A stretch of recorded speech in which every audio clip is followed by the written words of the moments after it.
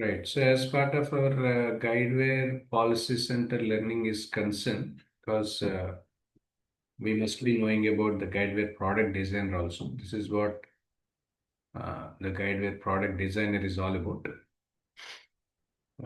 Because this can be configured. So this can be logged into the workspace of the product designer, where if you want to add any new workspaces, means if you want to create any kind of new product according to the requirement we have, if you want to create any new products or something like wherein we can add new products to the existing one. In this regard, it's always important for us to understand and we need to synchronize the product model, because once the configuration of the product model that we have created, so it has to be synchronized about two things. One is about we need to synchronize this with the system tables that we are using. At the same time, we can synchronize this with the product model as well. Let's say an insurance company wants to come up with a new insurance product. So which has to be configured, which is nothing but in context to the LOB I'm referring to, line of businesses. Either it can be a homeowner insurance policy they wants to come up with, or any personal auto, commercial auto, workers' compensation, or it can be of inland marine or commercial liability, all these.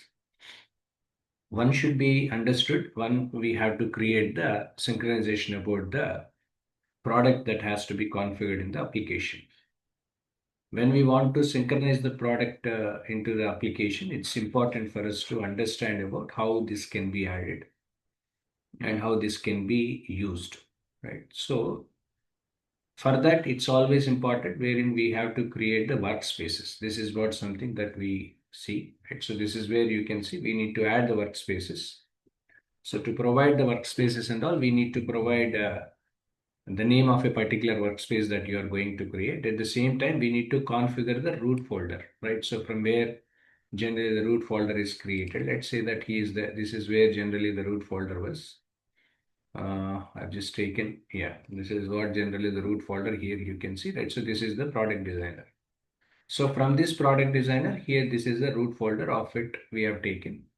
So whatever the root folder or the configurations that we want to do, or else any kind of bin files that we have, or any kind of product configurations files we have, right? So here you can see under the product configuration, we have a option called workspaces, right? So workspaces were there. So in this, we need to configure. This is what generally here we can see right there, product designer, Java 8 product configuration workspaces. So using this configuration, wherein first of all, we need to configure, right? So we need to identify and we need to select the root folder over here. So once we have selected the root folder, if you are clicking on OK, automatically workspace can be created. So once the workspace is created, from there onwards, we can design the product. This is especially for two different people. One, as in when we are working on the development side, because if you want to configure any kind of product, it is required. Even for analyst roles, in reference to the business analyst roles is also it is required.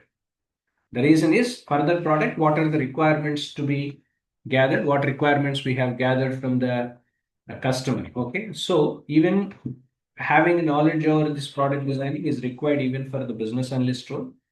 At the same time, this is equally required and this is essentially needed even for the people who are in the development side also. So how this can be created, how the workspace can be created and all, and how to configure it by taking some examples and all everything that we can discuss in the coming sessions.